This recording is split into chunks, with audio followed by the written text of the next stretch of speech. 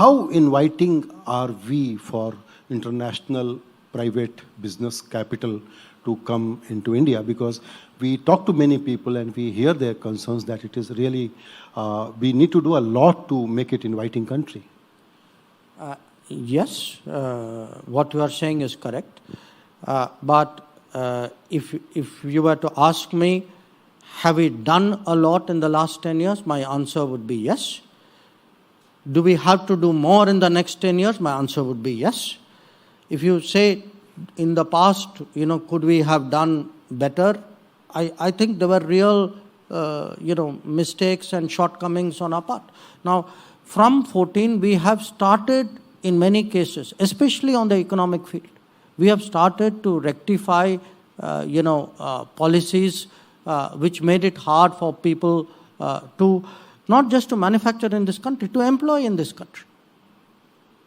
People often put this in terms of business. I also put it to you, to me, business and employment are two sides of the same coin. The people who are blocking infrastructure, people who are blocking business, were also people who are blocking employment in this country.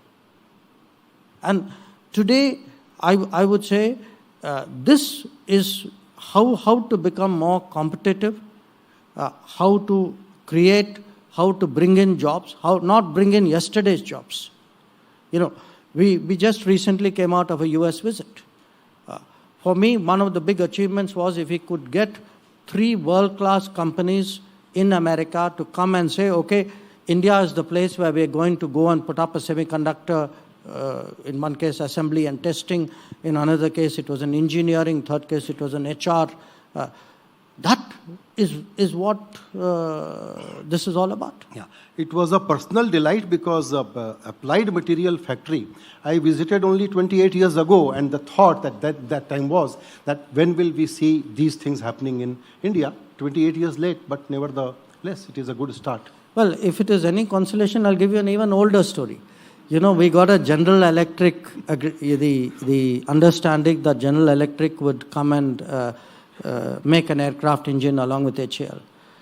I was there in 1986 when we actually had a delegation from India which came to General Electric. Dr. Kalam was part of the delegation. It was led by Dr. Arunachalam, who just passed away. From 1986, it was our endeavor to see if we can actually get aircraft engine technology transferred to India and to make engines there.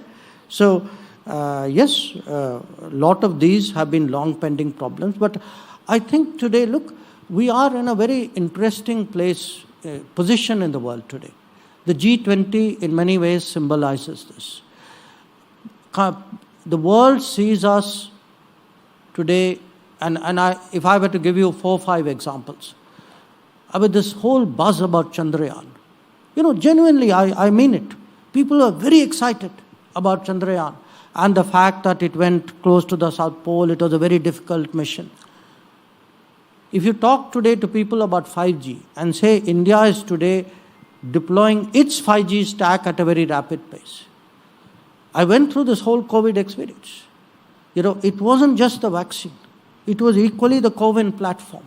The fact that we could organize in a systematic way without any marpeat for 1.4 billion people to have their vaccination. It was, a lot of the world saw it as a marvel. So, to me, the semiconductor, engine technology, I see a lot of other things coming our way. But what it requires on our side are the right policies. It requires progress on the ground. It doesn't mean, it means getting it right and implementing it on the ground. And I would suggest to you, it is the credibility of the last 10 years that we now see pay off. We now see payoff, whether it is applied materials, whether it's a General Electric, or whether it is the fact that 125 countries came and met us and said, please put forward our position at the G20.